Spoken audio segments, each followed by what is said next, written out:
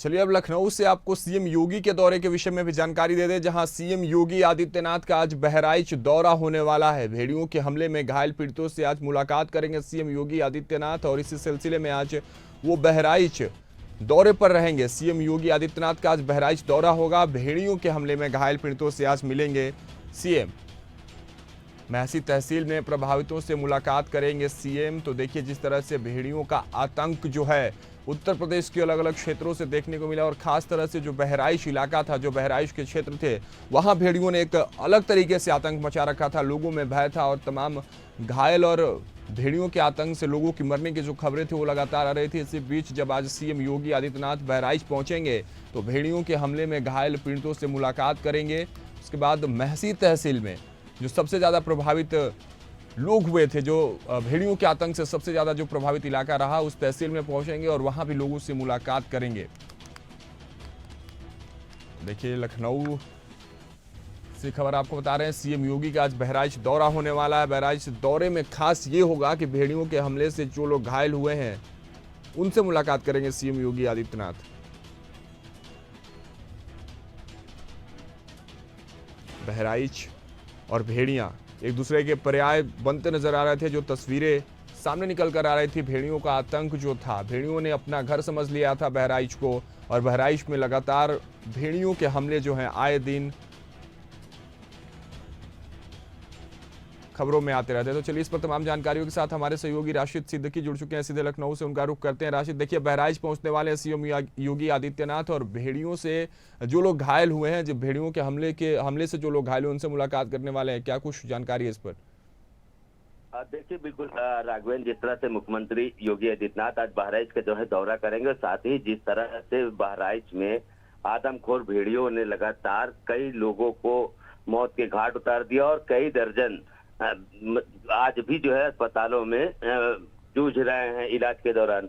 और इस तरह में भाजपा के पूर्व विधायक हैं सुरेश सिंह, उन्होंने लखनऊ पहुंचकर मुख्यमंत्री योगी आदित्यनाथ से इस पूरे मामले पर बात की थी। तो मुख्यमंत्री ने इस जो है बहराइच दौरे का उन्होंने अपना कार्यक्रम रखा। और जिस तरह से देखिए लगातार जो है बहराइच की अगर घटना की बात करें तो बहराइच इस समय दो चीजों से जूझ रहा है। एक तरफ बाढ़ से प्रभाव, बाढ़, और दूसरी चीज आतंकवादी भेड़िया।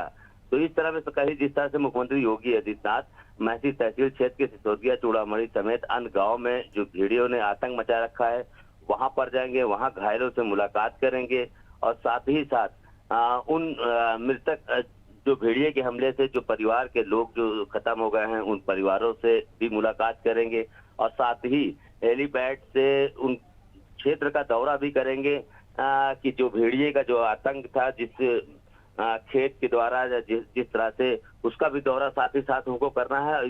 इस सब चीजों के लिए जो बहराइच प्रशासन है, जिला प्रशासन है, वो पूरी तरह से अलर्ट है और लगातार वहां पर सारे सुरक्षा के इंतजाम वहां पर कर दिए गए हैं। बस अब कुछ ही 3:30 बजे जब मुख्यमंत्री योगी आदित्यनाथ वहां पहुंचेंगे उसके बाद से जो वहां के हालात है उस पर जायजा लेंगे। चलिए, सीएम के लिए तो सुरक्षा के इंतजाम तो हो गए हैं क्योंकि आज उनका दौरा है और ये जरूरी भी है, लेकिन इसके बीच एक महत्वपूर्ण सवाल ये राशिद कि जो लोग वहां बहराइच में हैं, सिर्फ बहराइच ही नहीं तमाम और भी इलाके थे जहां भेड़ियों का आतंक देखने को मिल रहा था, लेकिन बहराइच खासा प्रभावित नजर आया भेड़ियों के आतंक से। तो अब लोगों के बीच क्या हालात है? क्या भेड़ियों के आतंक में कुछ कमी आई है? क्या जो खबरें आ रही थी कि एक भेड़ियों को अभी पकड़ना बाकी है जिसने आतंक मचा रखा है, तो इस पर क्या कुछ जानकारी है? लोगों के बीच अब कैसा माहौल है, क्योंकि बड़ा ही भयावह माहौल बनता नजर आया था बीच में। देखिए राघवेंद्र, अगर हम डर की बात करें तो आज भी गांव वाले दहशत में रह रहे हैं। जिस तरह से रात भर जाग के वो पहरा दे रहे हैं, हाथों में लाठियां लेकर अपने गांव के, अपने घर में अपने बच्चों की जो रक्षा कर रहे हैं, उससे अभी किसी प्रकार की कोई राहत नहीं मिली है। क्योंकि देखिए लगातार जिस तरह से देखिए जो झुंड था उनका, हालांकि 5 जो पकड़ लिए गए हैं उसके बाद, लेकिन अभी भी जो गांव वालों को मानना है कि अभी भी भेड़िया वहां पर हैं। जिस तरह से लगातार सूचनाएं आ रही हैं कि भेड़िया ने वहां पे हमला किया, तो कहीं ना कहीं भी उसका खासा असर अभी साफ तौर पर देखा जा रहा है और इस तरह में जो दहशत का माहौल है वो अभी बना हुआ है। हालांकि आज जो मुख्यमंत्री योगी आदित्यनाथ वहां जाएंगे उसके बाद देखते हैं वहां का जिला प्रशासन या मुख्यमंत्री योगी आदित्यनाथ क्या आश्वासन वहां पर देते हैं जनता को। लेकिन अगर हम बहराइच के साथ साथ में आसपास के जिलों की बात करें तो वहां पर जो स्थिति है वो भी भयावह बन गई है। इस समय 12 से 13 जो जिले हैं वो बाघ के दहशत से जो है प्रभावित है। अब देखना ये होगा कि उन जो 12-13 जिले हैं उन पर जो है जो वहाँ के जो जिला प्रशासन है वो जनता के अंदर क्या, क्योंकि देखिए बहुत से अब फेक खबरें भी चल जाती हैं, भ्रामिक भी चल जा रही हैं। तो ऐसे में जो दहशत है वो तमाम लोगों के अंदर बन गया, क्योंकि कई लोगों की इन आदमखोर भेड़ियों ने हत्या कर दी है और कई दर्जन से अधिक घायल कर दिया है। तो इस माहौल में आसपास के बहराइच के आसपास के जो जिले हैं और वो भी कहीं ना कहीं दहशत में है इन भेड़ियों को लेकर, और लगातार गांव की जो है अपनी रक्षा कर रहे हैं, सुरक्षा व्यवस्था अपने बच्चों की कर रहे हैं। तो ऐसे में जिला प्रशासन की तरफ से हालांकि लगातार बयानबाजी हो रही है कि अफवाहों पर ध्यान न दे, लेकिन जिनके यहाँ मौतें हो जाती हैं, जिनके आसपास के गांव में मौतें हो जाती हैं, वहां पर इस तरह का भय और इस तरह की दहशत होना एक लाजमी चीज है। सुरक्षा के इंतजाम की बात करें, लोग खुद जाग के अपनी सुरक्षा कर रहे हैं, लेकिन प्रशासन क्या कर रही है? राशिद, इस पर भी जानकारी दीजिए। किस तरह की व्यवस्थाएं बनाई गई हैं ऐसे भेड़ियों से निपटने के लिए? प्रशासनिक व्यवस्थाएं और सुरक्षा व्यवस्थाएं की जब हम बात करते हैं तो उनकी बड़ी जिम्मेदारी हो जाती है लोगों की सुरक्षा करना।